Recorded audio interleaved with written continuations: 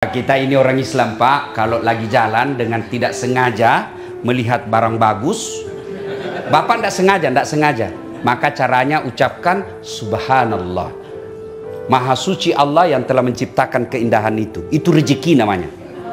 Batasnya kedipan mata. Kalau sudah berkedip, misalnya kan, sudah berkedip, astagfirullah, palingkan pandangan. Itu tadi sebelum berkedip rezeki. Berkedip Bapak lihat, sudah haram. Jangan begini, astagfirullah. Tambah banyak dosanya. Ya, nggak boleh ya. Karena Ibu. Mumpun saya ingat persoalan handphone. Persoalan handphone ketika berjamaah. Misal lagi sholat, Allahu Akbar. Di rakaat kedua, kantong bunyi handphone. Mengganggu. Boleh Bapak buka, ambil, matikan. Boleh. Yang tidak boleh kalau Ibu terima. Ya, halo. Sebentar kau telepon, saya lagi sholat. Batal ini kalau batal. Ini sudah batal ini. Kalau cuma dimatikan, kamu juga yang di samping, tidak usah kau marah. Baru bunyi handphone kau sudah tergoda. Lama betul imanmu. Biasalah itu ya. Ada orang tua yang bagus agamanya, sholatnya oke, puasanya oke, hajinya oke, sedekahnya baik. Masuklah dia dalam kalang surga. Ditanya, ya Allah, tahan itu. Itu bapak saya, itu orang tua saya. Kenapa dia masuk surga? Saya nih masuk neraka karena dia tidak didik saya dengan baik. Tidak pernah saya dikenalkan Islam. Dia sibuk cari nafkah, dia sibuk urus dunia, dia sibuk cari celengannya, sedepositonya. Tidak pernah saya diajari. Kalau saya masuk neraka, kenapa dia masuk surga? Bukankah dia bertanggung jawab kepadaku? Ingat Quran katakan, anakmu nanti jadi musuh-musuhmu. Ku anfusakum wa ahlikum nara. Itu makna dari ayat, jaga diri dan keluargamu dari api neraka. Jangan sampai bapak sholat subuh tidak pernah dibangunkan anak. Ini penting. Jangan anggap remeh mendidik anak, Bu. Penting. Kenapa? Karena itulah masa depan kita ketika di alam kubur. Bapak pakai misalnya Hugo Boss. Boleh, itu rezekimu. Ibu pakai berlian emas, boleh, rezekimu. Kalau perlu tulis di sini emas. Boleh. Lalu kapan dia sombong? Sombong itu kata Nabi dua karakternya. Satu, nganggap remeh orang lain. Jadi kalau ibu pakai emas berlian, boleh. Kapan sombong? Kalau ibu bilang, palsu. Baru sombong itu. Bapak pakai baju, apalah itu yang mahal-mahal. Boleh. Kapan bapak sombong? Kau tahu Dasat, ini baju saya terbatas ini. Kau tidak bisa beli yang begini. Sombong. Kau meremehkan orang. Ibu mau pakai yang asli silakan, tapi jangan hina orang yang palsu. Boleh, ya. Yang kedua, karakter sombong itu adalah menolak kebenaran. Tadi adik kita yang ceramah, tahu apa itu, baru 14 tahun. Iya betul 14 tahun, tapi otaknya Pentium 4. Ibu 50 tahun, otaknya Pentium 1. Lambat loading,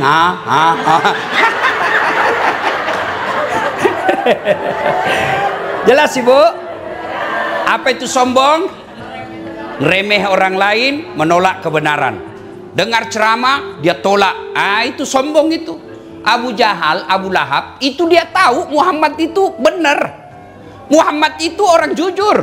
Maka diberi gelar Al-Amin, yang terpercaya. Lalu kenapa dia menolak Muhammad? Karena dia bilang, Bani Hashim. Ibaratnya suku dia lebih rendah, saya lebih tinggi. Saya pamannya, kok kemanakan saya kok jadikan nabi? Kenapa bukan saya pamannya? Itu sombong. Bapak remehkan orang, dia tidak lawan. Tapi lambat laun dia tinggalkan bapak, putus persaudaraan.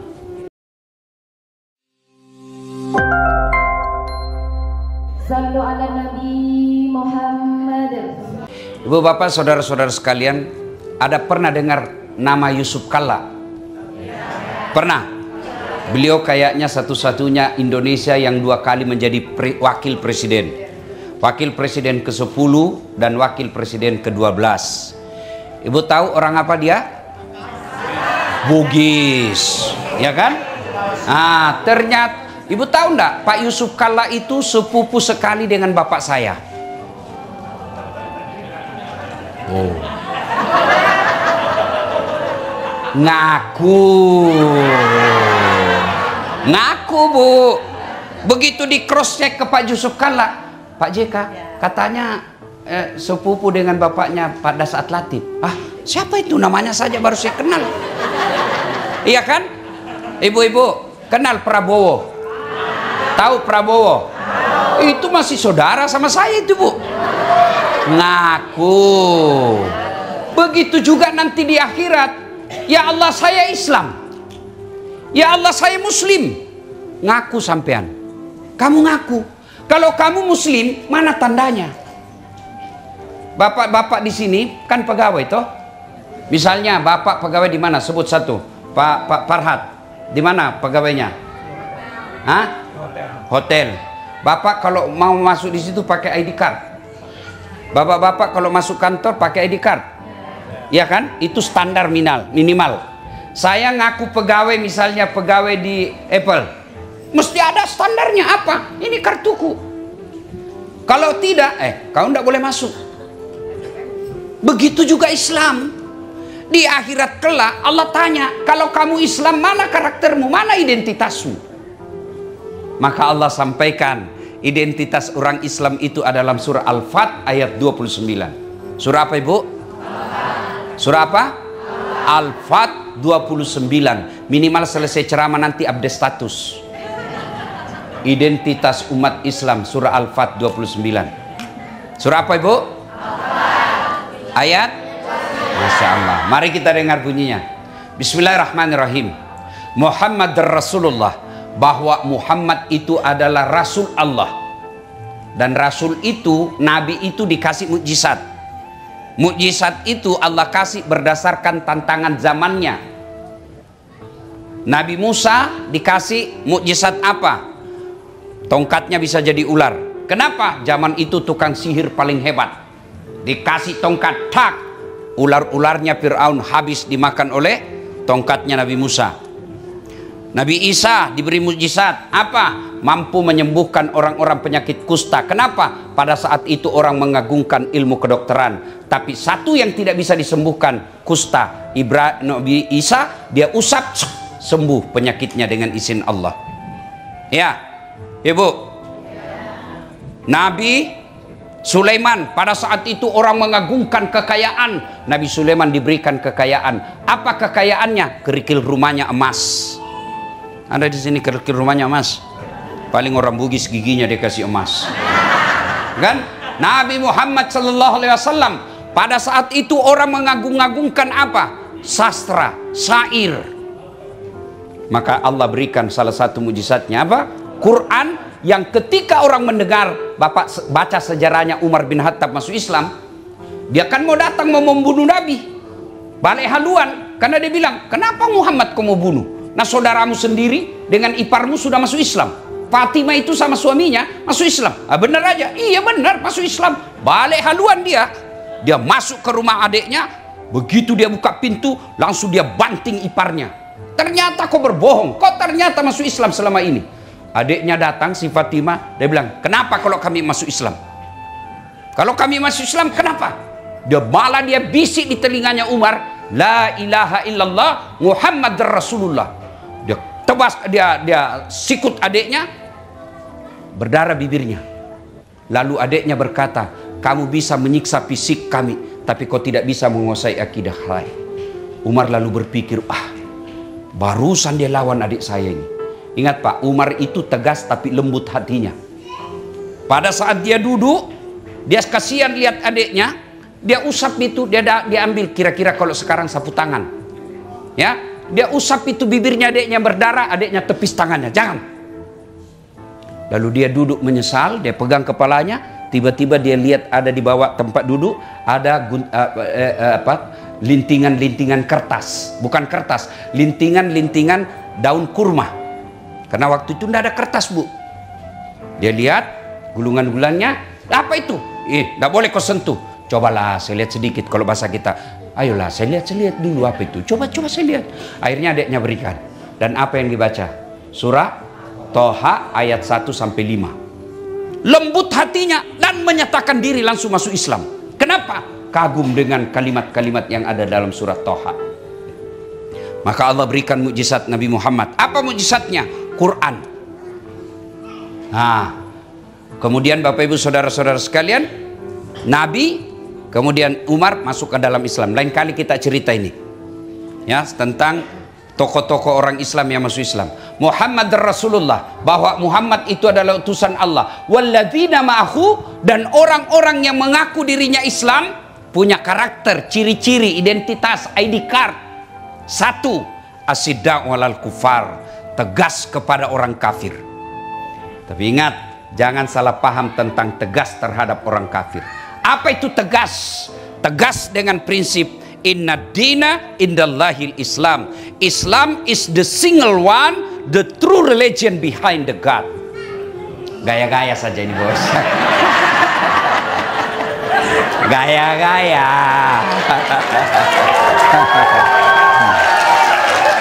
Ladies and gentlemen, Masya Allah, harus ditanamkan itu dalam diri kita. Saya yakin sedulur-sedulur, tuan-tuan, bapak-bapak, mantap akidahnya. Tapi anak bagaimana? Saya punya kenalan baru hari ini, namanya Kamal. Casingnya Amerika, tapi jiwanya Muslim. Bu, dengar Bu. Hei, Bu. Kalau ibu meninggal, siapa yang doakan ibu? Jangan kau harap suamimu, pasti dia kawin lagi. Percaya Bu. Sampai teman saya di Makassar, ibu-ibu, dia bilang kurang ajar itu tetangga saya. Kenapa? Masa baru 3 bulan istrinya meninggal, belum lagi kuburnya kering, dia kawin lagi, Ustadz. Saya bilang teman saya lebih hebat, masih hidup istrinya dia kawin. Ya Bu, siapa yang doakan ibu? Anak. Tuan-tuan, bapak-bapak yang saya muliakan, saya cinta karena Allah. Ayo anak-anak kita gimana imannya? Maafkan saya Bu, maafkan saya. Anak ibu bawa kok ndak hadir duduk di sini. Mestinya anak kita duduk dengar dakwah. Hah, bahasanya? Minimal nanti dia duduk, ibu nanti pulang jelaskan apa yang saya sampaikan. Harus Bu, ada ikhtiar. Nah ibu sekarang, kalau di sini ibu khawatir agamanya anak, ikhtiarnya kirim ke kampung neneknya sekolah. Itulah tugasnya ibu. Sekarang bagaimana ibu yakin agamanya akan selamat kalau sekarang aja ibu tidak bisa kendalikan? Demi Allah, kita akan ditanya. Bapak baca itu sejarah Isra dan Mi'raj. Ada orang tua yang bagus agamanya, sholatnya oke, puasanya oke, hajinya oke, sedekahnya baik. Masuklah dia dalam kalangan surga. Ditanya, ya Allah, tahan itu bapak saya, itu orang tua saya, kenapa dia masuk surga? Saya nih masuk neraka karena dia tidak didik saya dengan baik. Tidak pernah saya dikenalkan Islam. Dia sibuk cari nafkah, dia sibuk urus dunia, dia sibuk cari celengannya, sedepositonya. Tidak pernah saya diajari. Kalau saya masuk neraka, kenapa dia masuk surga? Bukankah dia bertanggung jawab kepadaku? Ingat Quran katakan anakmu nanti jadi musuh-musuhmu. Maka Allah katakan, hei Pak Haji, mau kemana? Mau ke surga? Tunggu dulu, belum selesai urusanmu nih. Siapa itu? Anak bungsuku ya Allah. Ku anfusakum wa ahlikum nara. Itu makna dari ayat, jaga diri dan keluargamu dari api neraka. Jangan sampai bapak sholat subuh tidak pernah dibangunkan anak. Ini penting. Jangan anggap remeh mendidik anak Bu. Penting. Kenapa? Karena itulah masa depan kita ketika di alam kubur. Tuan-tuan yang saya hormati, mau tahu masa depanmu nanti di akhirat? Lihat anakmu sekarang. Lihat anakmu sekarang. Kalau dia masih datang ke masjid berjamaah, insya Allah aman deh. Kalau malam Jumat dia masih baca Quran, buka Yasin, insya Allah bisa kita remah. Kalau kita lihat dia masih pakai jilbab, alhamdulillah. Tapi kalau kau tidak pernah lihat dia sholat, usianya sudah belasan tahun, tidak pernah kau lihat dia datang ke masjid jamaah, tidak pernah kau lihat dia pegang Al-Quran, demi Allah itu tanda-tanda bakal sengsara hidupmu di Quran, di kubur nanti. Ngapain kita jauh-jauh merantau cari dunia ke sini? Dunia hanya sementara. Dunia ini sementara. Wa mal hayatud dunya illa mataul hurur. Dunia ini hanya tipu daya, transit. Dunia aja ini yang hanya paling lama kita hidup 70 tahun, tapi berani kita merantau ke sini untuk memperbaiki dunia. Kenapa untuk akhirat kita tidak abai?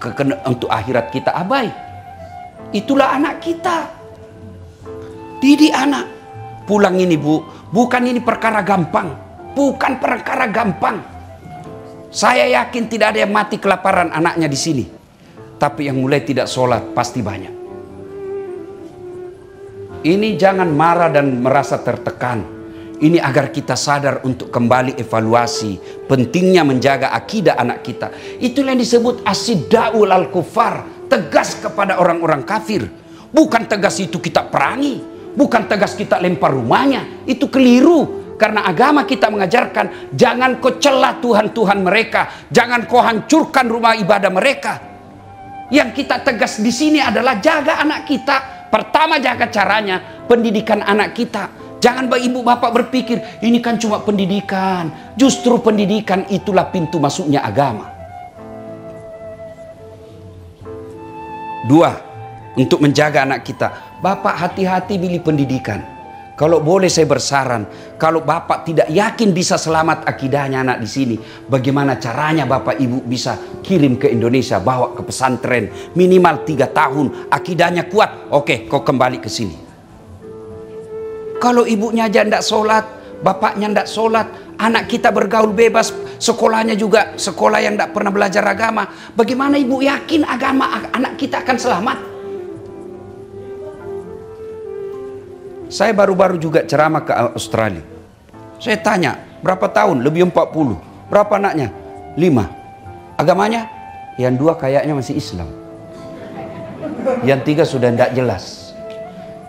Dari situ saya, kalau boleh, jangan marah Pak. Kalau boleh, kerja, kumpul uang, balik ke Indonesia, selamatkan anak-anak kita akidahnya. 2, pendidikan. Yang kedua, nikah. Hati-hati carikan jodoh. Bolehlah dia menikah dengan beda agama kemudian masuk Islam seperti bapaknya si Kamal. Boleh, tapi pasangannya harus yakin pandai agama. Kalau kita nikahkan anak kita dengan non-muslim yang tidak seiman dengan kita, lalu anak kita sholatnya juga tidak beres, hampir bisa dipastikan cucunya nanti sudah tidak jelas agamanya. Maka hati-hati milih jodoh. Ini adik-adik yang masih jomblo di sini. Kata Nabi, kau menikahlah dengan 4 pertimbangan. 1, itu agama. Nabi sudah pesan, li jamaliha, lihat cantiknya. Cantik penting. Kenapa? Dia hampir 24 jam di depanmu. Iya toh? Baru bangun dia, mau tidur dia lagi, mau pergi kerja dia lagi, pulang kerja dia lagi. Jadi kalau jelek nanti cepat ganti casing. Iya toh? Cantik penting, tapi tidak boleh jadi prioritas. Kenapa? Cantik ada batasnya. Apalagi zaman sekarang Pak. Wow, cantik di medsos, mulus. Oh, kamera 360. Dari mana datangnya cinta? Dari Facebook turun ke WA. Dari mana datangnya kecewa? Setelah ketemu ternyata berbeda. Iya toh? Masya Allah. Cantik ada batasnya. Ya, ibu-ibu, 20 tahun cantik, 17 tahun sweet 17. Wah, memukau. Satu kampung tersenyum dia, terpesona satu kampung. 17 tahun. Balik itu 17. 71. Masih ada yang terpesona. Kau aja senyum cucumu lari. Dikira mau digigit. Apa? Cantik ada batasnya. Gagah ada batasnya. Bapak-bapak di sini masih cakep semua. Dulu. Sekarang tanya istrimu, Pak. Tanya istrimu. Saya masih cakep. Kalau dia bilang masih cakep, pasti dia bohong. Ibu-ibu, nah, tanya suamimu, kamu masih cantik? Kalau dia bilang masih cantik, pasti kau dibohongi. Iya toh? Cantik ada batasnya. Dua, cantik itu subjektif. Subjektif. Cantik menurut Dasar belum tentu cantik menurut Kamal. Iya toh? Kalau saya ditanya siapa perempuan paling cantik di dunia, Ustadz, ada istri saya di samping, pasti istri saya dong. Bapak protes, istriku, nggak urus saya istrimu. Iya toh, subjektif. Ada yang suka yang hitam-hitam, ada yang suka yang bening, ada yang suka body gitar, macam-macam. Iya toh, macam-macam. Iya toh, itu subjektif. Maka adik-adik sekalian, kalau kau menikahi seseorang karena kecantikan, siap kau kecewa. Kenapa? Pasti ada batasnya. Sampaikan itu ke anakmu. Memang kau lihat cantik sekarang, tapi kalau kau cantik pertimbanganmu, biaya operasionalnya mahal. Dua, kata Nabi, ini cantik. Nabi katakan pilihan cantik, tapi jangan prioritas. Dua, kata Nabi, pilihlah karena keturunannya, tapi jangan prioritas. Kenapa? Ada orang bapaknya Nabi, anaknya jadi pengkhianat, Nabi Nuh. Ada orang bapaknya pengkhianat, anaknya jadi Nabi, Nabi Ibrahim alaihissalam. Ya, itulah sebabnya orang Jawa mengatakan bebet, bobot, dan bibit. Ya toh? Nggih? Nggih? You understand? Iya, Bu. Tapi tidak boleh prioritas. Penting kita lihat siapa bapaknya, perlu kita lihat siapa ibunya. Tapi kalau anaknya baik, itulah dia. Yang ketiga, kata Nabi, ini nasihat buat bapak-bapak, pilihkan jodoh untuk anaknya. Yang ketiga, kata Nabi, pilihlah karena kekayaannya. Rasulullah menikahi Khadijah, salah satu pertimbangannya karena Khadijah orang paling kaya di Mekah waktu itu. Penting, tapi jangan prioritas. Kenapa? Kaya ada batasnya. Oh, dia kaya, Ustadz, tidak bakal miskin 7 turunan. Betul, masalahnya dia turunan ke-8.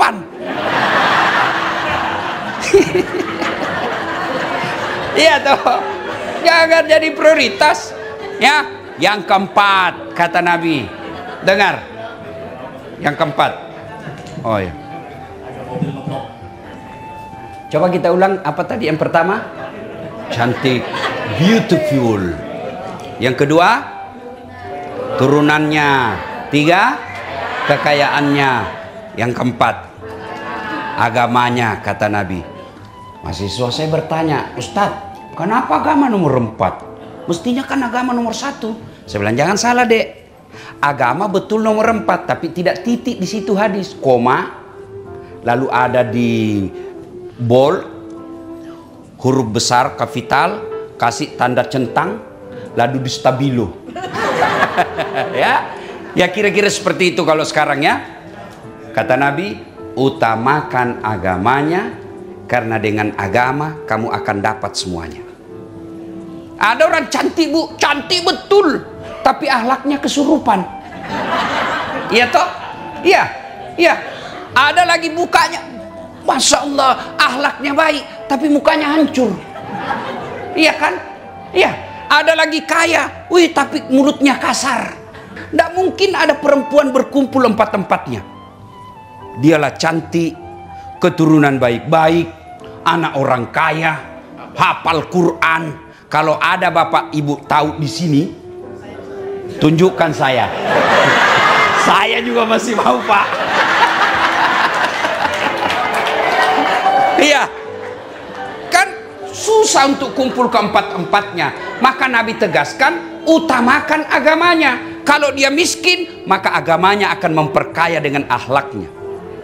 Kalau dia tidak cantik, maka tutur katanya akan mempercantik kelakuannya. Paling sial dialah jelek, keturunan tidak jelas, pengangguran, agama tidak jelas. Emangnya waktu kau pilih tutup mata? Ya, tuh, dengar, ya. Maka hati-hati milihkan jodoh anak kita. Supaya apa? Agamanya selamat. Bolehlah kita nikahkan dengan orang sini, tapi harus yakin anak kita bisa bimbing dia. Kalau anak kita perempuan, agamanya juga tidak jelas, sampai menikah tidak pakai jilbab, 2 tahun dia pacaran, menikah dengan orang beda agama, hampir bisa dipastikan akan hilang agama anakmu.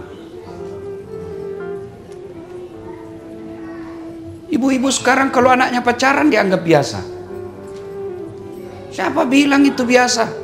Itu kiamat. Kenapa? Saya tahu, Bu, karena banyak ibu-ibu curhat. Rata-rata ibu-ibu curhat yang tidak saling menghargai karena lama pacaran. Ya pacaran 3 tahun. Pasti dalam 3 tahun itu berapa kali dia bohong. Dalam 3 tahun itu berapa kali dia selingkuh. Dan bertengkar. Kebiasaan itu dibawa setelah menikah. Akhirnya sudah ada anaknya, tidak ada saling penghormatan. Kenapa? Sudah saling menghina. Gimana dalam keluarga, rumah tangga, suami istri, ngomong aja sama istri kasar, ngomong aja sama suami kasar. Woi pak, di mana kau? Cepat kau pulang. Waduh, suami istri kok begitu? Padahal Nabi katakan ketika hijrah dari Makkah ke Madinah, itu salah satu perintah Nabi dari 5, ahsin kalamaka, haluskan tutur katamu. Kalau kita orang Bugis, itu kalau kita bukan orang banyak, tapi kita itu kalau bahasa Jawa sampean, panjenengan. Itu kita itu. Mestinya ibu panggil suami panjenengan. Jangan kupikir, "Woi, kau di mana ini?" Ya ketawa, saya serius ini. Ya. Pilihkan. Itu namanya tegas, hati-hati milih jodoh. Tegas itu. Hati-hati milihkan sekolah. Baru lahir ini yang mestinya nomor 1. Pilih nama-nama Islami. Coba kalau namanya Kamal, pasti orang bilang Islam.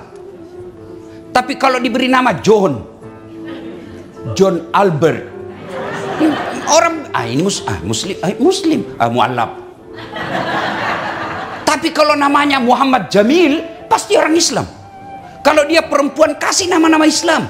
Misalnya kasih nama apa? Aisyah, Humaira. Jangan kau pikir apa arti sebuah nama. Bayangkan kalau dalam ruangan ini tidak ada semua nama. Bagaimana ibu mau komunikasi? Halo, ada Anu.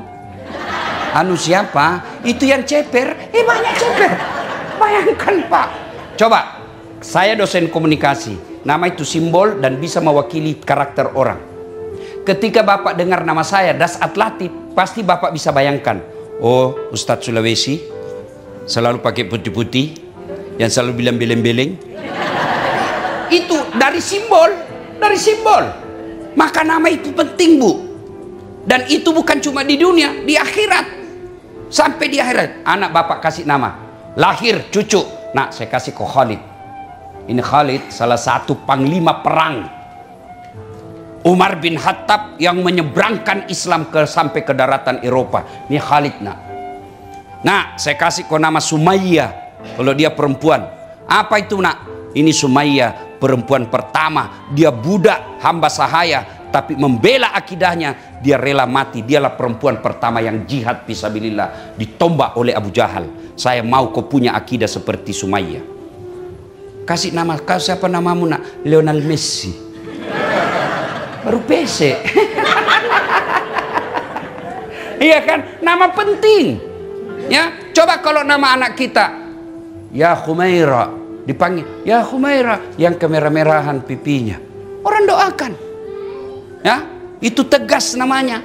Jangan kita keikut-ikutan. Ini untung alhamdulillah saya ingat. Ibu juga hati-hati, sudah menikah tidak boleh itu nama suamimu di belakang. Tidak boleh, tetap nama bapakmu. Itu budaya barat itu, Bu. Misal istri saya, ini bapak-bapak ini yang salah juga. Kenapa mesti nama suami namamu di situ? Ya misalnya saya, istri saya namanya Naura Nasrun. Jadi kalau saya ganti di situ Naura Dasat, berarti anaknya si Dasat. Iya kan? Itu budaya Eropa. Budaya Muslim Naura Dasat. anak saya.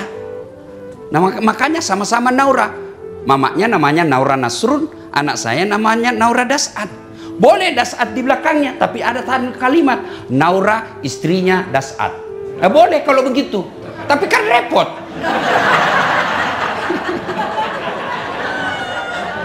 Yang ketawa saya serius ini, Bu. Ya, itu nama penting. Itu bagian dari ketegasan. Bapak kasih nama anak ke barat-baratan, kan tidak jelas agamanya. Coba kalau langsung dikasih nama Muhammad Ibrahim, orang pasti bilang Muslim dia. Dan coba lihat itu, nama Muhammad. Saya kemarin jalan-jalan, tidak tahu daerah mana itu, yang ada bintang-bintang situ. Saya cuma pancing kau juga. Ibu ini, dia tunggu saya salah, Pak. Ya, nama Muhammad disimpan di atas satu-satunya, Muhammad Ali. Itu berarti nama penting. Coba kalau bukan Muhammad Ali namanya, tidak mungkin dia di atas. Nama penting, Pak. Itu bagian daripada tegas asidak walal kufar. Yang kedua, ruhama'u bainahum, kasih sayang kepada sesama mereka. Ayat tadi pertama tegas. Kalau keluar, kalau kita, ya. Kemudian kafir, ini yang saya lupa. Apa itu kafir? Orang yang berbeda dengan agama kita. Saya pernah lagi ceramah, ditanya sama non-muslim, kenapa kami disebut kafir? Jangan salah paham. Kafir itu bukan maknanya kasar. Kafir itu yang menyembunyikan, tertutup. Kenapa disebut menyembunyikan? Karena dia tidak mau mengakui keesaan Allah, maka disebut dia kafir. Kafir itu ada dua, kafir zimmi dan kafir harbi. Kafir zimmi mau kerja sama-sama kita. Ada itu namanya Pak Albert, selalu ikut saya selama di sini. Beda agama, tapi dia bantu saya dalam dakwah. Soal Tuhannya urusan dia. Itu yang disebut kafir zimmi. Mereka yang mau bekerja sama dengan kita. Kata Nabi, kalau kau ganggu dia, saya musuhmu nanti di akhirat. Ada yang disebut kafir harbi. Apa itu? Yang ganggu kita. Kita mau sholat dilempar kepala kita. Kita mau puasa dilarang. Itu kata Nabi, boleh kau lawan. Tapi kan tidak ada begitu di sini.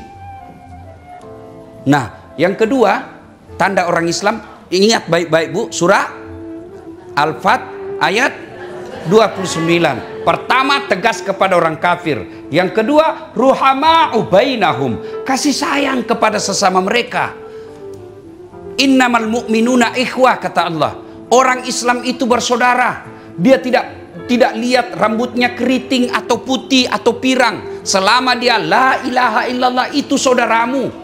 Meskipun rasnya berbeda, itu saudaramu. Meskipun negaranya berbeda, itu saudaramu. Kan yang dipersaudarakan bukan karena ras, bukan karena darah, tapi akidah. Bahkan Nabi katakan, umatku itu seperti badan ini. Coba lihat badan kita, Pak. Ibu-ibu coba lihat badan. Tangan kanan gatal tanpa disuruh kiri yang garuk. Ya toh? Tangan kiri yang gatal tanpa diundang kanan yang garuk. Gatal dua-duanya, kerjasama. Iya, begitu mestinya kita di sini. Begitu mestinya kita di sini. Satu sakit, yang lain ikut merasakan. Satu yang ada masalah, kita bantu sama-sama. Itulah orang Islam. Ada orang baru masuk Islam, Pak, meskipun dia kaya, dia boleh dan berhak mendapat zakat. 8 golongan orang berhak mendapat zakat. Satu diantaranya mu'allaf, orang baru masuk Islam, meskipun dia kaya raya, boleh dikasih zakat. Tujuannya apa? Loh, kamu ditinggal oleh keluargamu karena kau beda agama dengan mereka. Sekarang kau saudara saya, ini loh penghargaan. Jangan cemas, kami saudaramu yang baru. Itu makna pemberian zakat. Maka kita bersaudara. Umat Islam itu seperti badan ini. Satu sakit, yang lain ikut merasakan. Coba lihat, si Kamal pergi menyatakan cinta. Jalan-jalan dia, tiba-tiba tahan tuh kakinya. Kaki tahan tuh, seluruh tubuh bereaksi. Mulut dulu tuh yang bereaksi. Reaksi berikutnya mata mencari. Reaksi berikutnya mulut meniup. Reaksi berikutnya tangan mengusap. Waduh. Iya toh, padahal kaki yang bermasalah. Nggak ada orang tahan tuh kakinya. Jalan kau, siapa suruh kau pergi jalan? Jalan kau. Itulah Muslim. Itulah Islam. Wa'tasimu bihablillahi jami'a wa la tafarraku. Berpegang teguhlah engkau kepada tali persaudaraan agama Allah dan janganlah engkau bercerai-berai. Ini pegang erat-erat sebagai perantau, sebagai orang yang tinggalkan dan kita tinggal di negara ini, kita bersaudara. Saudara kita satu, saudara seagama. Yang kedua, meskipun kita beda agama, kita saudara sebangsa. Persatuan Indonesia, sila ketiga. Kita bersaudara. Cuma kadangkala yang membuat kita berpecah belah satu, gosip, gibah. Duduk begini tuh masih gosip-gosip tuh. Dia terlambat datang, temannya dilihat dari kepala. Dia enggak gosip tapi mukanya sinis.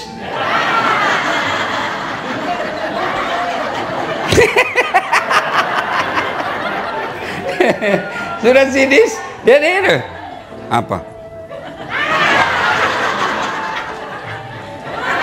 Kenapa? Jilbabnya ndak seragam. Iya, kayak umbul-umbul. Dia dengar orang, dia dengar yang kau gosipi, besok dia ndak datang lagi, putus persaudaraan. Iya, ibu-ibu memang itu penyakitnya tukang gosip. Saya aja ada yang gosip saya. Jadi itu juga bajunya yang di YouTube.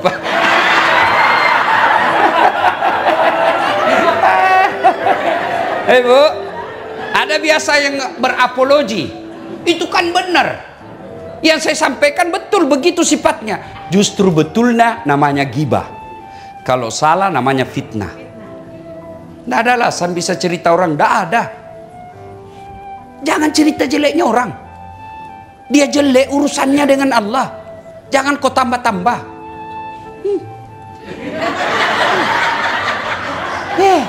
Rajin betul pengajian. Tapi suaminya selingkuh. Memangnya dia senang kalau suaminya selingkuh? Iya. Kita kan suka tambah, suka ikut campur. Biar bukan urusan kita, campur aja dari kerjanya. Hati-hati bu yang suka ikut campur, nanti takdirmu seperti toge. Tahu toge? Coba lihat itu toge. Pecel ada, gado-gado, tempe, soto Banjar. Maka dia selalu ikut campur, Allah takdirkan semuanya bengkok. Itulah makna dari ayat ayuhibbu ahadukum, sukakah kamu memakan bangkai sesamamu manusia. Jadi majelis taklim yang baik, orang datang dia baru belajar kasihan agama, dia datang mau cerita aib, maka ibu yang baik dia katakan na'udzubillah min zalik. Kita berlindung kepada Allah dari keburukan seperti itu. Belum tentu suami kita lebih baik dari dia. Itu yang bagus. Jangan malah dicambah. Oh iya, padahal nggak tahu urusan tuh. Jangan ketawa, saya serius ini. Ya, bu. Dua, yang memutuskan persaudaraan. Apa itu? Sombong. Apakah sombong pakaian mahal? Belum tentu. Itu rezekimu. Apakah mau sombong pakaian barang-barang mewah? Belum tentu. Bapak punya rezeki pakai baju krokodil, cap buaya. Katanya kalau asli buayanya menghadap ke dalam, kepalanya keluar. Kalau palsu buayanya menghadap ke dalam, buaya darat.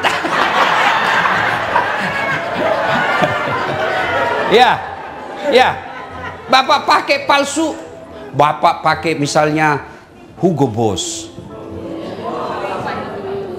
Boleh, itu rezekimu. Ibu pakai berlian emas, boleh, rezekimu. Kalau perlu tulis di sini emas. Boleh. Lalu kapan dia sombong? Sombong itu kata Nabi dua karakternya. Satu, nganggap remeh orang lain. Jadi kalau ibu pakai emas berlian, boleh. Kapan sombong? Kalau ibu bilang palsu. Baru sombong itu. Bapak pakai baju Apalah itu yang mahal-mahal. Boleh, boleh. Kapan Bapak sombong? Kau tahu Dasat, ini baju saya terbatas ini. Kau ndak bisa beli yang begini. Sombong. Kau meremehkan orang. Ibu mau pakai yang asli silakan, tapi jangan hina orang yang palsu. Boleh, ya. Yang kedua, karakter sombong itu adalah menolak kebenaran. Tadi adik kita yang ceramah, tahu apa itu, baru 14 tahun. Iya betul 14 tahun, tapi otaknya Pentium 4. Ibu 50 tahun, otaknya Pentium 1. Lambat loading,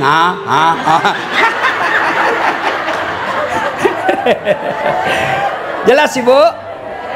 Apa itu sombong? Ngeremeh orang lain, menolak kebenaran. Dengar ceramah, dia tolak. Itu sombong itu. Abu Jahal, Abu Lahab, itu dia tahu Muhammad itu benar. Muhammad itu orang jujur. Maka diberi gelar Al-Amin, yang terpercaya. Lalu kenapa dia menolak Muhammad? Karena dia bilang, Bani Hashim. Ibaratnya suku dia lebih rendah, saya lebih tinggi. Saya pamannya, kok kemanakan saya kok jadikan nabi? Kenapa bukan saya pamannya? Itu sombong. Bapak remehkan orang, dia tidak lawan, tapi lambat laun dia tinggalkan bapak, putus persaudaraan. Apa yang membuat kamu sombong? Coba gue bilang, apa? Kata Nabi, 4 penyebab datangnya sombong. 1, bertambahnya pangkat jabatan. Mau sombong, pensiun Pak. Apa kau mau sombong dengan jabatan? Gubernur 5 tahun, masih terpilih 10 tahun. Mau tidak mau pasti kau keluar. Tuh Joko Widodo 10 tahun, wabillahi taufiq wal hidayah. Masih mau pakai mobil Indonesia 1, lewat dibilang, oh sudah gila ini bapak ini. Apa kamu sombong? Presiden aja enggak boleh sombong, apalagi ketua masjid.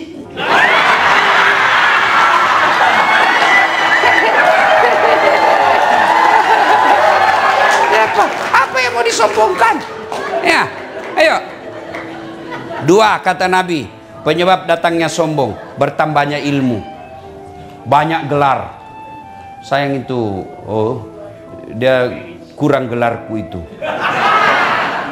Kalau lengkapnya itu Dr. Dasat Latif, SSOS, Sarjana Sosial, SAG, Sarjana Agama, MSI, Master Science, PhD, Philosophy of Doctor.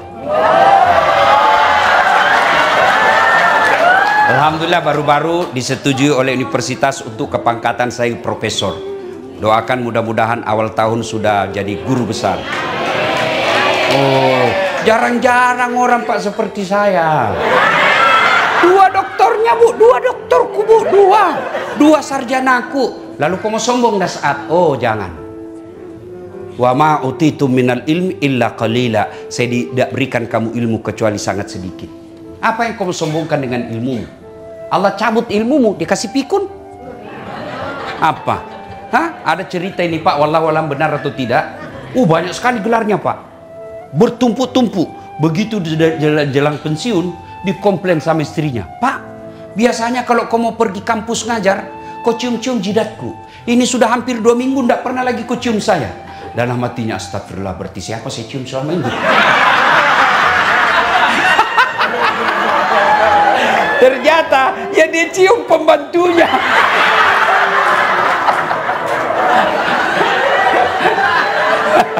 Jangan juga modus. Pak Farhat mentah-mentah sudah dengar ini, pura-pura pikun.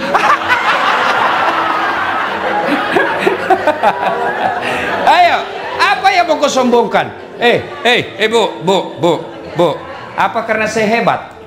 Enggak. Saya bisa sampai di sini bukan karena saya hebat, karena ada penonton saya.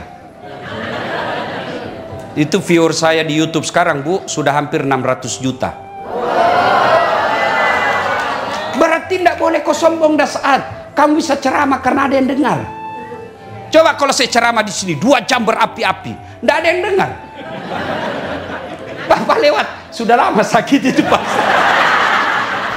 Iya toh, apa yang mau disombongkan? Ada ustadz sombong? Ada. Mana ciri-ciri ustadz yang sombong? Tidak mau menerima perbedaan pendapat. Ada ustadz itu baru 2 bulan belajar agama, dia kafir-kafirkan kita, tidak sunnah. Kau bilang kau saja sudah sunnah aja, kau sudah salah paham. Dasar dari sunnah saja kau sudah salah. Yang namanya sunnah bukan kewajiban. Kau tuduh saya tidak sunnah, tidak sunnah. Siapa bilang? Sunnah yang lain kan saya laksanakan. Dia komplain kan, ada itu di Facebook Bapak baca, saya dituduh ustadz tidak sunnah. Di Facebook, ustadz sunnah. Saya cari nama saya, tidak ada. Samping kanannya, ustadz tidak sunnah. Nomor 13. Saya tanya, kenapa kau tuduh saya tidak sunnah? Buktinya, kau tidak pelihara jenggot. Saya bilang, kalau tidak mau tumbuh, mau diapa? Ayo, ada ustadz tidak mau menerima perbedaan pendapat. Nah, ini perlu saya pahamkan. Kenapa terjadi perbedaan pendapat di ulama fikih? Karena beda sudut pandang.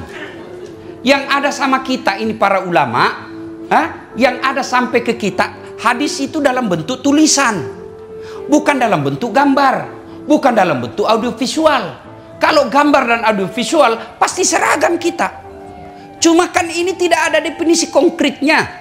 Misalnya takbir sejajar dengan bahu, kan sudah beda-beda, kan tidak ada gambarnya. Contoh paling ringan, saya selalu bilang, Bapak kalau Nabi bilang saya tidak makan, saya tidak makan. Apa Bapak Ibu pahami? Nah, puasa. Apalagi? Lapar. Apalagi? Diet. Apalagi? Apalagi? Itu baru satu kata itu. Saya tidak lapar. Sudah berapa paham? Begitulah sebabnya terjadi perbedaan pendapat. Ya Bu. Jadi kalau terjadi perbedaan pendapat, lalu dia tidak mau menerima pendapat orang lain, itu karakter ustadz yang sombong. Hanya mau menang sendiri. Ya. 3. Penyebab datangnya sombong. Apa itu? Bertambahnya harta. Tadinya miskin, tiba-tiba dapat pembebasan lahan. Langsung kaya. Mulai sombong. Jangan sombong dengan kekayaanmu. Allah marah, gempa, longsor, tsunami, habis kekayaanmu. Oke lah, masih ada kekayaanmu, tapi Allah marah, dia titip satu penyakit di badanmu, duitmu miliaran tapi tidak ada bisa kau makan. Duitnya 7 miliar Pak. Begitu ke dokter, Pak, menurut hasil laboratorium, ini Bapak dilarang makan nasi. Duitnya 7 miliar dilarang makan nasi. Oh iya Kak Dok. Terus ini juga kalau lihat datanya Pak, Bapak tidak boleh makan daging. Apalagi ikan, udang, telur, tidak boleh semua Pak. Anu juga Pak, tidak boleh juga makan garam, tidak boleh makan gula Pak ya. Jangan makan yang berminyak-minyak. Jadi apa yang bisa saya makan Dok? Ya menurut hasil lab Bapak hanya boleh makan ubi rebus. Duitnya 7 miliar tapi cuma bisa makan ubi rebus. Sudah cukup belum? Belum cukup itu sampai di situ. Apa kata dokter? Pak, ini Bapak selama aktif kerja kan tidak pernah kena matahari. Di rumah AC, di mobil AC, di kantor ber-AC. Jadi mulai besok Pak, kalau bisa pagi-pagi Bapak jalan berjemur ya.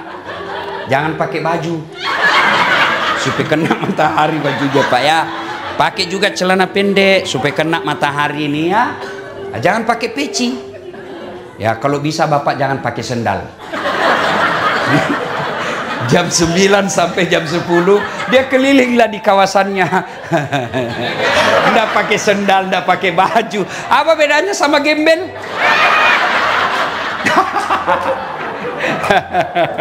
Allah, tadi Pak Joko ngajak saya, dia bilang, Ustadz, barangkali Ustadz mau pergi lihat kawasan yang banyak gembel. Saya bilang, ngapain saya pilih gembel? Di Indonesia banyak gembel Pak. Bawa saya di tempat yang banyak barang-barang cantik.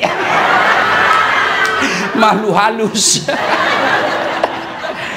Kita ini orang Islam Pak, kalau lagi jalan dengan tidak sengaja melihat barang bagus, Bapak tidak sengaja, maka caranya ucapkan Subhanallah.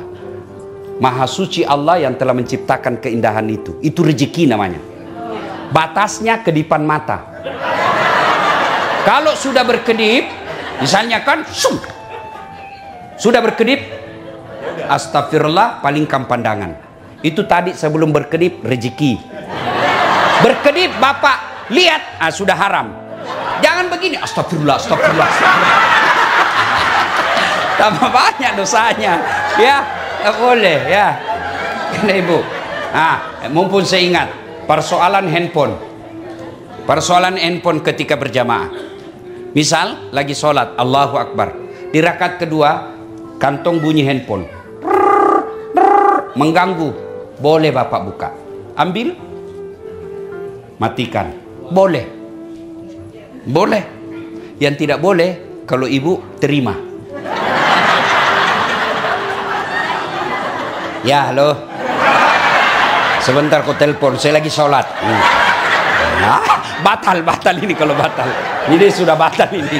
Kalau cuma dimatikan, kamu juga yang di samping, tidak usah kau marah. Baru bunyi handphone kau sudah tergoda. Lama betul imanmu. Biasalah itu ya. Jelas bu ya. Sombong penyebab putusnya persaudaraan. Apalagi dengki. Dengki. Apa itu dengki? Definisinya, susah lihat orang senang, senang lihat orang susah. Ini kelemahan kita orang Indonesia. Kalau ada kawan kita dapat promosi, bagaimana caranya kita habisi? Ya, kalau ada kawan kita naik rezekinya, kita cerita fitnah kiri kanan. Mestinya kalau kita lihat kawan kita, kenalan kita, ataupun tidak dikenal, ada rezeki yang menimpa dirinya, ya Allah, berikan pula rezeki seperti yang dia, supaya saya bisa menolong agamamu. Jangan malah dengki. Oh, sudah habis waktu Pak ya? Sampai jam berapa? Sampai jam berapa? Oke. Jam 10. Bisa sampai jam 10? Betul? Saya yang tidak bisa. Oke, satu tadi tegas kepada orang kafir, dua kasih sayang kepada sesama mereka. Ini penting. Nabi pernah tanya, atadruna manil muflis? Saudara-saudara sekalian, kamu tahu enggak siapa yang bangkrut nanti di akhirat? Yang tidak sholat ya Rasul, dia sholat. Yang tidak puasa ya Rasul, dia puasa. Yang tidak haji ya Rasul, dia haji. Tidak bayar zakat, Loh, kalau begitu siapa yang bangkrut ya Rasul? Jarusu wahatiur rahim, tetangga yang jahat sama tetangganya dan yang memutuskan tali persaudaraan. Bertanya sahabat, kok bisa bangkrut? Dia kan puasa, dia haji, dia sholat, dia zakat. Kok bisa? Betul, hablum minallahnya, ibadah hadanya baik, tapi hablum minasnya rusak. Ketika dia setor pahalanya, ya Allah ini sholatku 20 tahun. Datang tetangganya, tunggu dulu. Saya pernah difitnah itu. Katanya anakku yang lurus rambutnya bukan anaknya suamiku. Karena suamiku keritin rambutnya. Dia tidak tahu anaknya lurus rambut. Nah, karena sudah direbonding. Gara-gara fitnahnya, saya tinggalkan komplek. Gara-gara fitnahnya dia nih. Saya sakit hati. Allah berfirman, kalau begitu ambil sholatnya 20 tahun. Habis sudah sholatnya itu 20 tahun. Dia setor lagi puasanya. Ya Allah ini puasaku 20 tahun. Datang lagi. Saya pernah sama-sama kerja di Amerika tuh. Dia fitnah saya di kampung. Katanya kerja saya di sini menghalalkan segala cara. Gara-gara fitnahnya satu kampung benci saya. Saya pulang kampung orang semua sinis sama saya. Gara-gara fitnahnya tuh dia. Saya minta keadilan. Allah katakan ambil puasanya 20 tahun. Sudah habis sholat, habis puasa. Store lagi zakatnya. Ya Allah ini zakatku. Datang lagi, tunggu dulu. Saya pernah juga itu kurang ajar dia sama saya. Dia fitnah istri saya selingkuh. Saya termakan fitnahnya, akhirnya saya cerai. Belakangan saya tahu ternyata dia yang mau sama saya.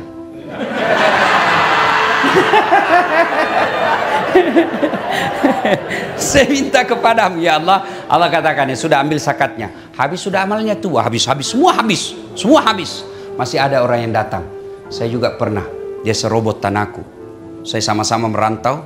Saya beli tanah, dia serobot tanah saya. Saya mau lapor polisi, temannya polisi. Saya minta keadilan. Dia kata yang tadi banyak amalnya.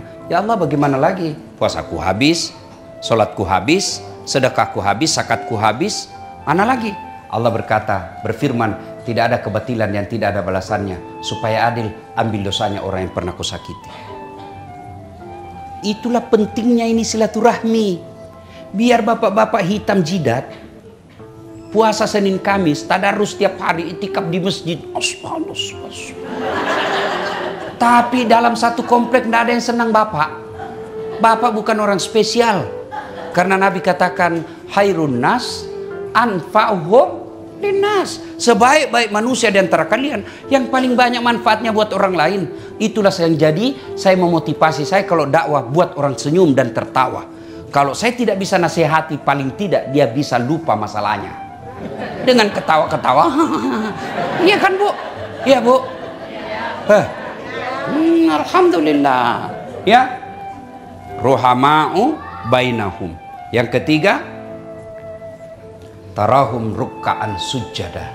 Kamu lihat mereka ruku dan sujud solat 5 waktu. Nah Ibu, halo Bu, Pak, dan ini orang kerja seharian.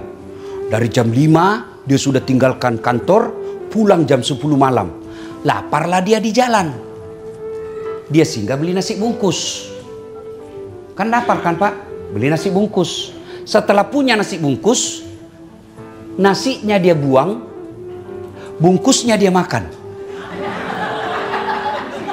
Ada yang begitu? Ada yang begitu? Ada. Itulah orang yang datang ke Amerika jauh-jauh cari nafkah dan dia tidak sholat. Itu namanya. Nasinya dia buang, bungkusnya dia makan. Itulah orang yang setengah mati cari uang, dapat uang, dia beli nasi bungkus.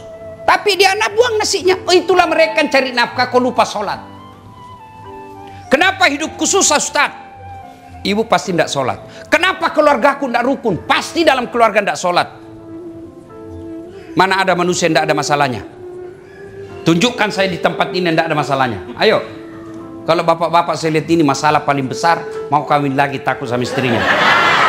Iya toh Pak, sudah usah bohong Pak. Kalau kami orang Bugis tidak pernah takut sama istri. Cuma istri kami lebih berani. Ini Bapak pikir saya ceramah? Bapak pikir tidak ada masalah saya Bu? Banyak masalah saya. Kadang-kala kita ditipu. Oh ini cuma 2 jam Ustaz, tahu-taunya 9 jam. Iya Pak. Oh pernah saya pergi ceramah Pak, dari Makassar ke Palopo. Saya salah satu Allah nikmat saya gampang tidur. Kalau saya naik mobil belum 5 menit sudah tidur. Kalau saya naik pesawat itu Bu, itu belum terbang saya sudah tidur. Benar, biasa istri saya jengkel. Kalau dia lagi cerita saya sudah ngorok. Itulah nikmat dari Allah. Nah saya naik tidur. Naik mobil, tidur. Saya di dua, sopir. Begitu sampai di kawasan namanya Kera, itu perhutanan. Singgah itu mobil. Saya lihat, saya bangun. Mana kenapa singgah ini? Mana sopir? Saya lihat, oh dia kencing. Turun dari sebelah kanan. Saya turun sebelah kiri. Waktu dia turun, dia lihat saya tidur. Saya kencing lah saya. Begitu saya kencing, saya bilang, sekalinya ini sopir dan dilihat saya. Benar. Saya masih kencing, tiba-tiba mobil, lari. Saya lari. Wah.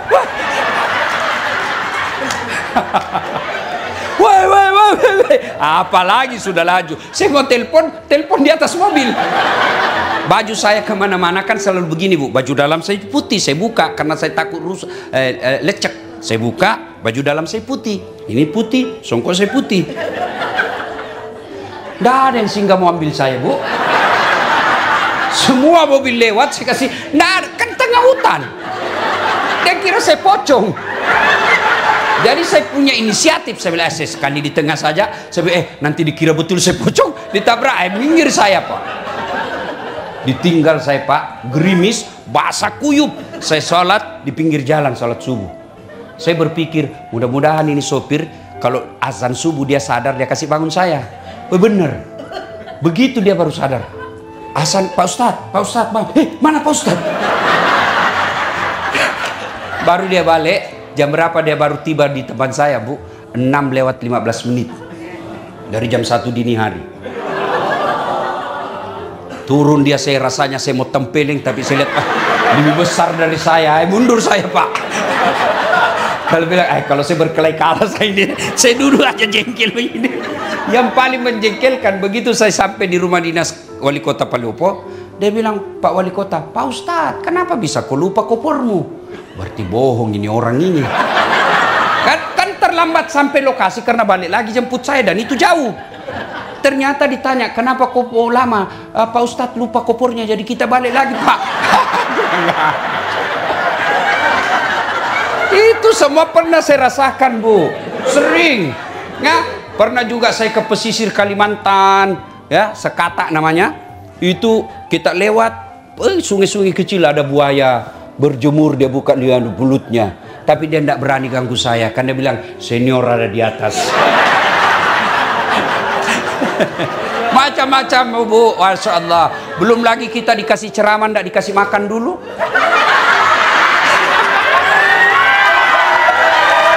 Macam-macam. Allah. Oh, bukan di sini, bukan ini, bukan. Ibu sangka buruk lagi. Bukan ini, bukan ya. Macam-macam, Bu. Wah, tapi masalah paling besar buat saya sekarang, Bu, banyak janda-janda curhat. Ustadz, baru saja suami saya meninggal, adakah doa-doa penenang jiwa? Saya kirimilah doa. Lama-lama dia bilang, Ustadz, jiwaku sudah tenang, maukah Ustadz menjadi imam dalam hidupku? Aduh, mohon maaf Ibu, saya bukan imam, saya penceramah. Masalah, Pak. Mana ada orang tidak ada masalah? Bapak sudah kerja, karir bagus, apa masalahnya? Terancam pensiun. Iya kan? Berumah tangga, ada orang sudah ada anaknya, tidak punya rumah sampai sekarang. Ada punya rumah, tapi apa masalahnya? Tidak ada anaknya. Ada rumahnya, ada anaknya, apa masalahnya? Suaminya selingkuh. Jadi bupati 1 periode, mau 2 periode. Sudah 2 periode, mau gubernur. Sudah gubernur, ditangkap KPK. Itu, tidak ada orang, tidak ada masalahnya, Pak. Semua kita, alhamdulillah tuan-tuan, Allah tidak berkata ada saat, kalau ada masalahmu kaya dulu. Ada masalahmu, kau jadi pejabat dulu. Ada masalahmu, kau selebriti dulu. Tidak, Allah cuma minta 2. Ista'inu bisabri wassalah. Sabar, perbaiki solatmu, saya yang selesaikan semua masalahmu. Itu janji Allah.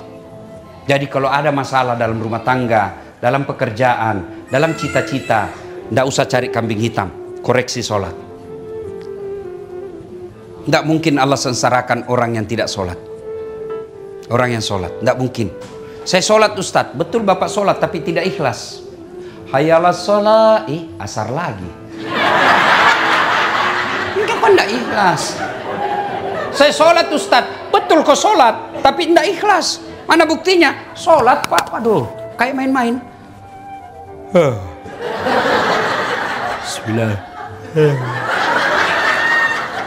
Korat berdua ya kan Ustadz. Siratal ladzina an'amta 'alaihim ghairil maghdubi 'alaihim waladdallin. Iya toh, Bapak ketawa karena membayangkan diri sendiri. Ya kan? Ada orang sholat kayak ditiup angin.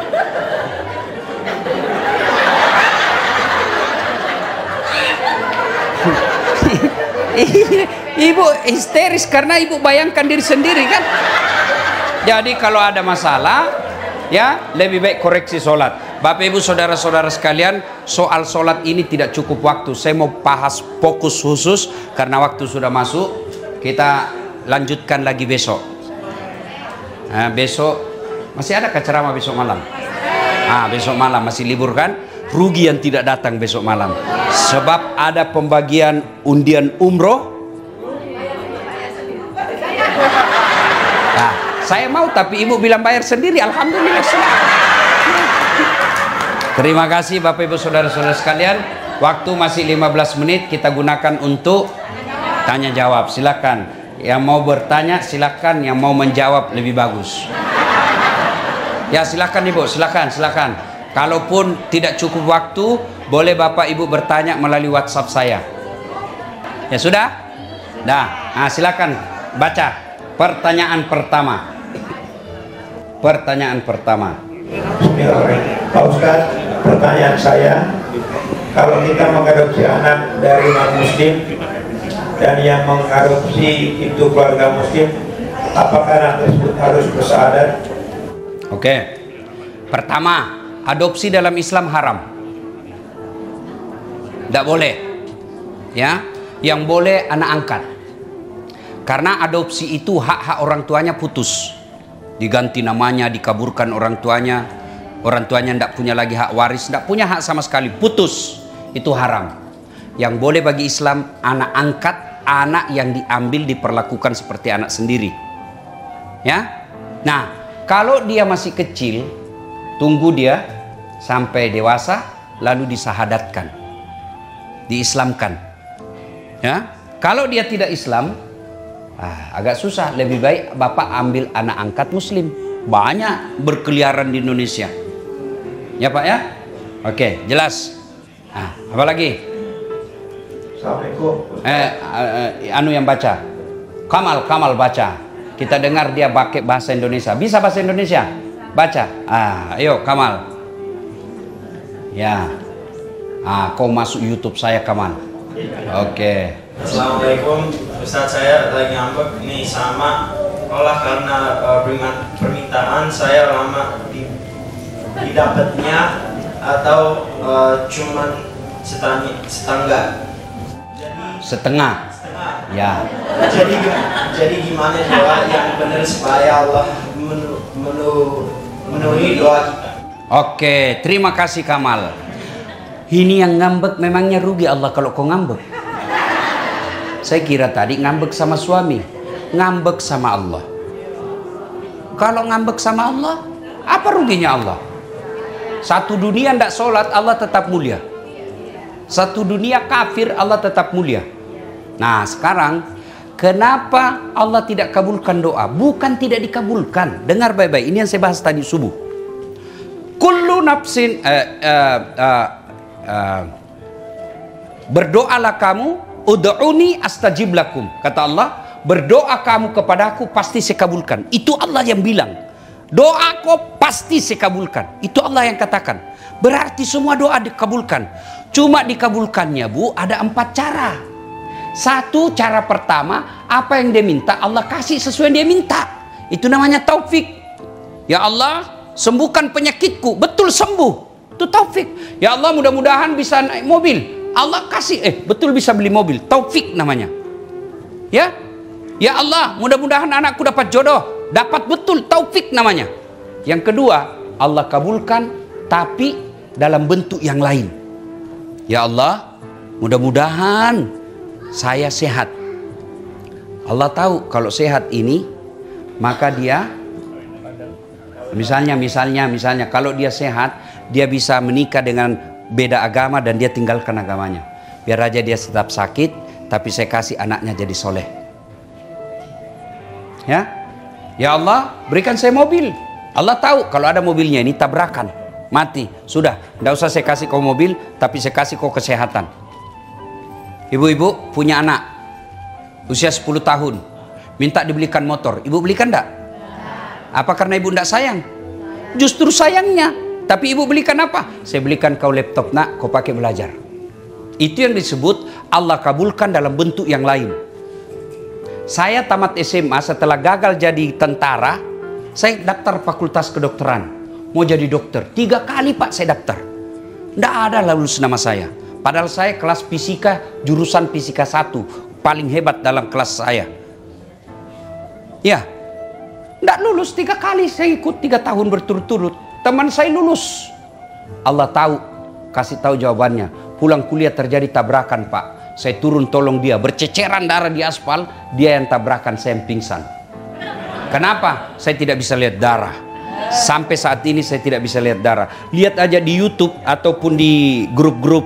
Kalau lihat orang berdarah itu rasanya pening perasaan saya. Teman saya yang jadi dokter, dia tugas di Kepulauan Aru. Kepulauan Aru. Mau lebaran saya telepon, kau pulang lebaran dok? Tidak. Rugi-rugi pun cari uang jauh-jauh, ndak lebaran sama bapakmu, orang tuamu. Mahal tiket. Saya bilang alhamdulillah, untung saya tidak jadi dokter. Saya jadi ustadz kemana-mana Pak, tidak pernah pusing soal tiket. Allah kasih yang terbaik. Jadi ibu berhenti ngambek. Berhenti ngambek. Allah tahu itu bukan yang terbaik yang kita minta. Yang ketiga, cara Allah mengabulkan ditunda. Ibu tahu Prabowo berdoa sejak 2014. Jadi apa? Presiden. 2014 sudah minta presiden. Lawannya sama Bapak Joko Widodo. Iya toh? Enje. Siapa yang menang? Bapak Joko Widodo. Siapa menterinya? Bapak Prabowo. Tapi 2024 baru Allah kasih. Kau baru presiden sekarang.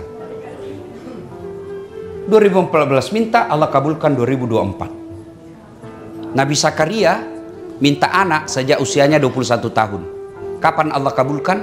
Usianya 90 tahun. Berapa lamanya itu Bu? 69 tahun minta. Padahal itu Nabi, tidak pernah bohong. Sholatnya bagus, ibadahnya baik. Nabi penerima wahyu. 69 tahun baru Allah kasih. Kita berdoa pagi, mau dikasih besok. Baru sholatnya putus-putus. Emang ada orang dalam?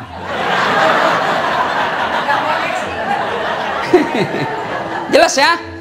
Yang keempat, Allah tunda sampai hari kiamat, sampai di akhir nanti. Kan dijelaskan ada orang dikasih hadiah oleh Allah ketika Nabi ceritakan, nih saya kasih kamu. Dia bilang, ya Allah banyak betul kau kasih saya. Ibaratnya amalnya 5, Allah kasih 5.000. Kau banyak betul. Allah sampaikan, wahai hambaku, itulah doamu yang saya tidak kasih ke waktu di dunia, baru saya kasih sekarang. Jadi doa jangan sangka buruk. Rugi Bu kalau ngambek. Ngambek sama suami masih ada harapan. Kenapa? Boleh ganti. Ya toh? Betul. You understand? Thank you very much. Ada lagi? Ayo, tanya lagi, baca lagi deh, Kamal. Ya. Assalamualaikum. Waalaikumsalam. Kalau kita membantu anak yatim tapi mereka adalah bagian dokter keluarga, keponakan, apakah itu terhitung sedekah atau tanggung jawab kewajiban? Oke. Bu, bersedekah itu ada tata caranya. Satu, jangan mempermalukan yang diberi. Maka tidak bagus itu Bu bersedekah.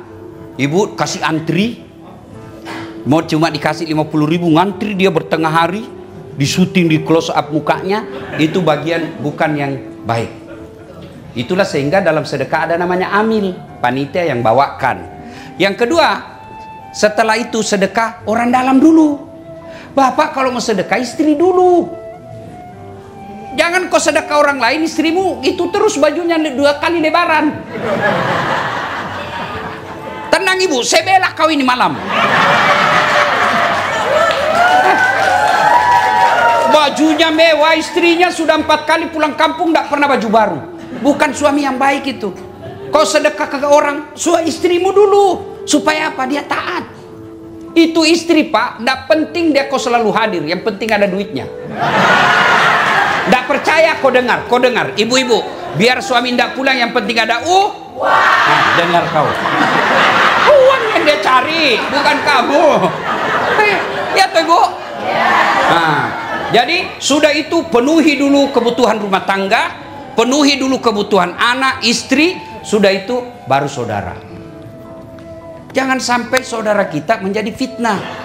Kayak betul itu saudaranya di Los Angeles, tapi saudaranya di kampung mau makan kadang ada makanan. Itu jadi fitnah. Makanya sedekah itu lebih utama kepada keluarga dulu. Ya, bagaimana kalau kemanakan? Lebih bagus lagi Bu. Ya, jelas. Oke. Pertanyaan berikut, Kamal. Ya. Pegang mic-nya itu deh, pegang mic-nya supaya untuk itu tuh yang mic untuk YouTube. Yang tadi. Oh, yang ini. Ya, itu pegang juga itu ya. Pertanyaan berikut, ya. Assalamualaikum Pak Ustadz, mau tanya nih, kalau kita suka melihat orang yang ganteng, pikiran saya jadi yang bukan berdosa kita. Waalaikumsalam. Kalau dia gadis, maafi muskilah, tidak ada masalah. Tapi kalau ada suaminya, aduh, jangan ya. Tapi kalau itu karunia, makanya Allah tadi, Nabi mengajarkan kalau kau lihat cowok cakep, ganteng, penuh pesona, kau cukup ucapkan Subhanallah, Maha suci Allah yang telah menciptakan keindahan itu. Ya, tapi kalau ibu pelototi, lalu membayangkan jadi suamimu, padahal kau punya suami dan ada suami di sampingmu. Kalau saya ya suamimu seperti itu, saya bilang, Dek, lebih baik saya ceraikan kau baik-baik ya, daripada kau peluk saya, kau bayangkan orang lain. Gak boleh ya. Kalau dia gadis, terpesona sama dia, tidak jadi masalah. Jangankan ibu, saya juga senang bu lihat orang cantik. Ya, saya ini tidak gagah ibu, tapi saya penuh pesona. Tidak percaya, kau mau foto sama-sama saya toh?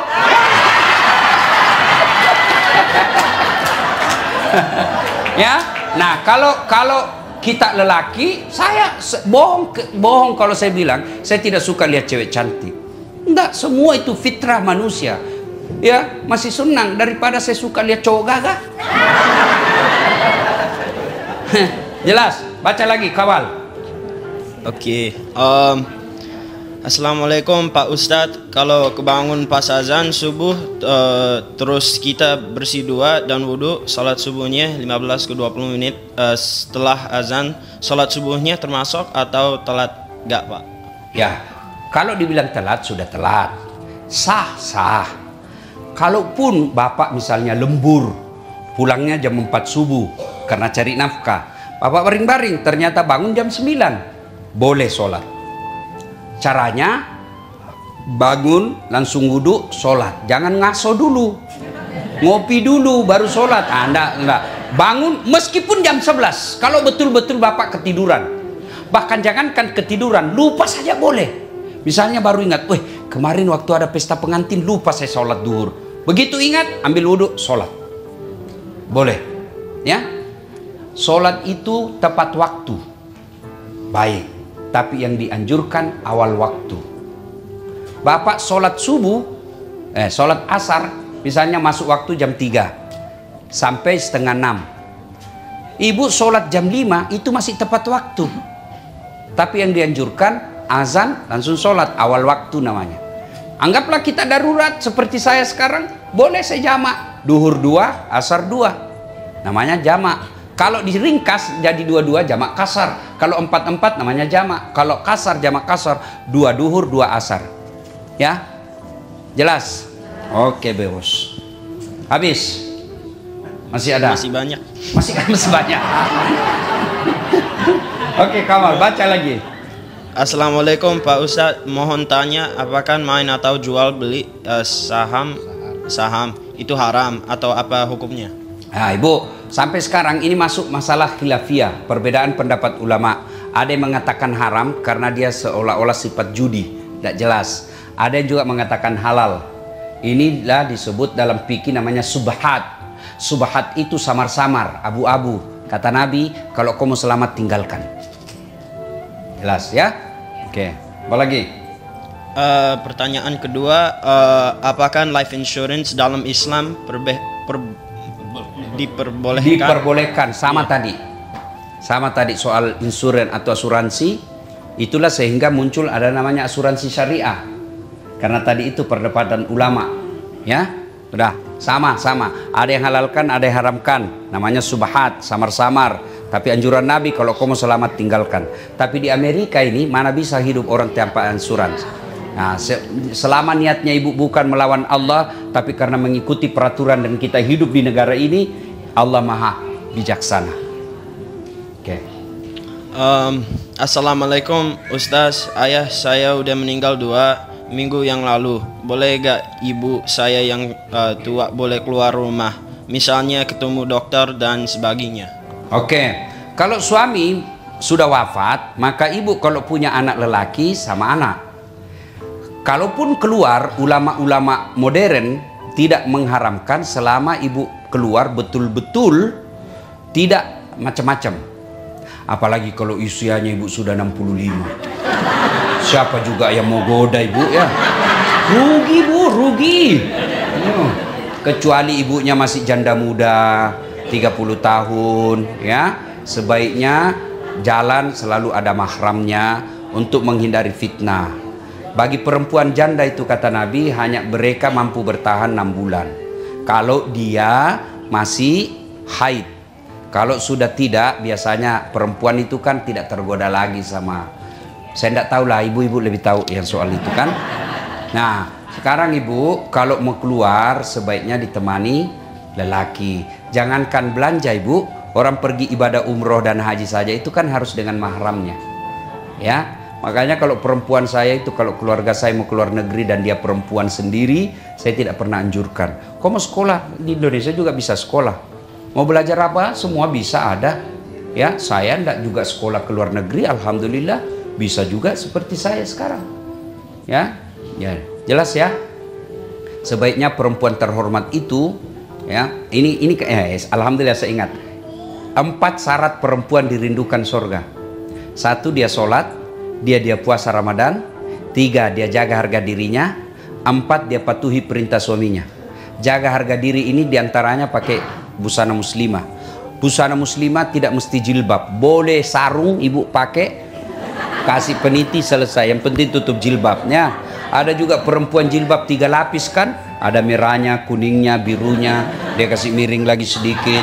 Nah, boleh variasi ya. Ya, yang tidak boleh bu jilbab sakaratil maut. Ibu tahu jilbab sakaratil maut? Ada itu yang dia kasih tali, dia ikat-ikat di lehernya, baru dia kasih ke sini, tidak bisa goyang lagi lehernya. Nah, itu belen-belen namanya itu. Ayo ada lagi Kamal, ayo lagi dek Kamal. Apakah kita boleh sholat sunnah masjid, bisa khutbah Jumat berlangsung?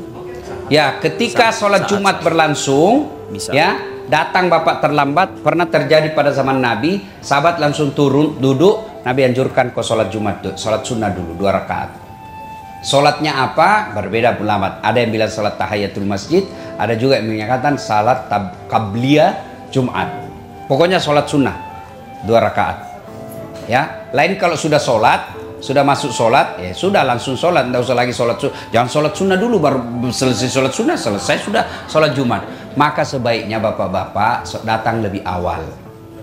Ini kita ini umumnya kan datang paling lambat, pulang paling cepat. Orang khotbah dia tidur. Mau masuk surga, kok kira ada orang nenek muda urus kok di dalam. Ya, ayo Kamal, apa lagi? Assalamualaikum Ustadz, gimana menangani orang yang baru belajar agama tapi tidaknya tingkahnya melebihi guru agama. Orang tua seperti ini gampang banget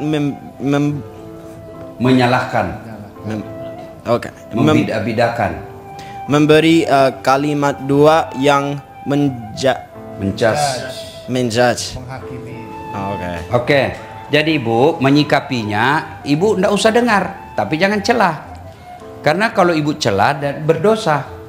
Jadi caranya ya sudah, dengar kalau mau dengar. Tapi kalau ibu merasa sakit hati saya kalau dengar dibilang kita kafir, ya sudah ditinggal. Caranya begini Bas, daripada kita saling menyakiti, silakan kau amalkan apa yang kamu yakini, tapi tolong hormati juga pendapat saya dan saya hormati pendapatmu. Cara menyikapinya, hormati. Kalau bapak merasa mampu katakan, dek sudahlah kau amalkan apa yang kamu yakini, saya juga amalkan apa yang saya yakini, kita saling menghormati saja, tidak usah bahas. Saya begitu biasa, kalau ada orang saya tahu tidak ada gunanya, ya sudah, saya tidak mau bahas yang membuat saya berbeda, karena bisa saling menyakiti perasaan. Ya, ada lagi? Cukup.